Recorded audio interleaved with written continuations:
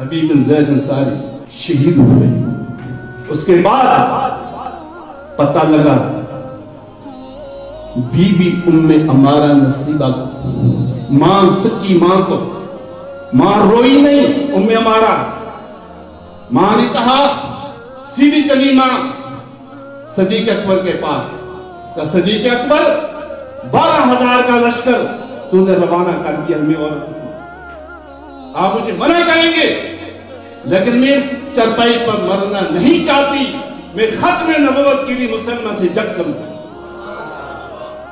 ام عمارہ جا کر مسلمہ کے ساتھ جنگ تیار ہوئی.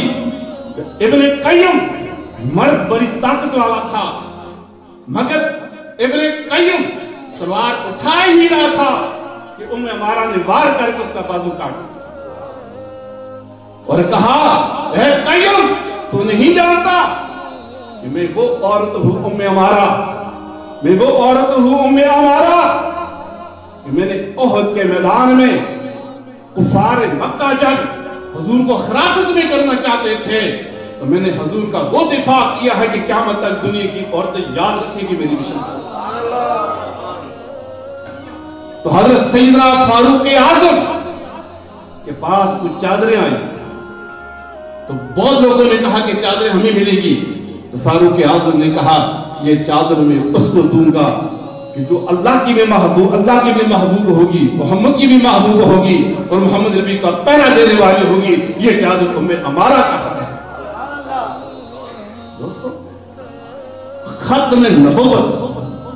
ختم نبوت کے عقیدے کے بغیر بیت اللہ کا طواف کرو تو جہنم ہے. ختم نبوت کے عقیدے کے بغیر نشید کی تلاوت کرو تو جہنم ہے. ختم نبوت کے عقیدے کے بغیر تہجد پڑھو تو جہنم ہے. ختم نبوت کا عقیدہ پہلے ہے، اعمال بعد میں ہے.